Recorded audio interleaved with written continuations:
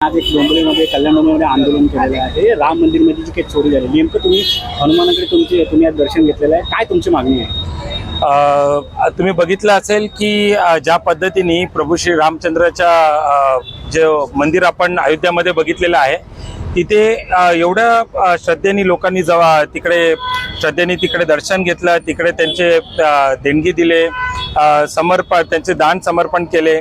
पण ज्या पद्धतीने अयोध्यामध्ये त्याच BJP सरकारनी RSSनी आणि त्यांच्या साथीदारांनी मिळून तिथे जी काय घपला केलेला आहे, आम्ही त्याचा आरोप पण करत आहोत आणि त्याचा तक्रार देखील आम्ही आमच्या लोकल पोलीस ठाण्यामध्ये आम्ही त्याची करणार आहोत. जसं बघितलं असेल तुम्ही की आजचा हा सत्याग्रहाचा जो रघुपती राघव राजाराम सत्याग्रह आम्ही पूर्ण महाराष्ट्रामध्ये हा कार्यक्रम राबवण्यात आलेला आहे. हा निषेध असा आहे की ज्यांनी जीर्णोद्धार केला, ज्यांनी पूजा केली, ज्यांनी ट्रस्ट बनवली, ज्यांनी सगळं या एका मंदिराचा इव्हेंट करून लोकांसमोर सादर केला, तेच नरेंद्र मोदी आज कुठे आहेत? तर ते परदेशात आहेत. परदेशात जाऊन ते त्यांची रॅली काढतायत. तिकडे खोटीला लोक NRIsला बोलून तिकडे त्यांचा स्वतःचा ते रंगवायचा स्वतःला प्रयत्न करतायत. आता अमित शाह याच्यावरती बोलायला काही तयार नाहीयेत.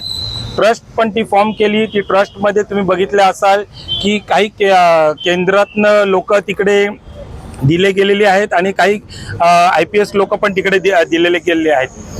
केंद्रातले लोक जे पण आहेत तुम्ही बघितलं असाल तर ते BJPचे आणि RSSचे लोक आहेत. तर हे कुठेतरी इथे आपण बघत आहोत की बऱ्याच चुकीच्या रीतीने याची पैशांचं जर काही लोकांच्या श्रद्धेवरती आघात होत असेल तर ही दुर्दैवी बाब आहे.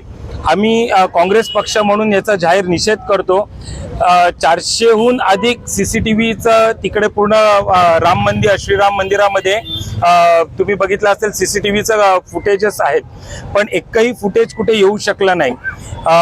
छोटीशी कुठली बाब होत असेल तर सोशल मीडिया किती ॲक्टिव्ह होऊन जाते आणि या सगळ्या गोष्टी समोर येऊन जातात आणि लगेच एक जी नको असते गोष्टी ती पण येऊन जाते. पण आता तुम्ही बघितलं असेल सुरक्षा रक्षक असतील ते पण तिकडे काय बोलायला तयार नाही, CCTV पण दाखवायला तयार नाही. तर आम्ही या माध्यमातून सरकारचा निषेध करतो आणि इथे जी स्पेशल कमिटी आयोजित केली होती त्याचा देखील अहवाल अजूनपर्यंत आलेला नाही, तर त्याची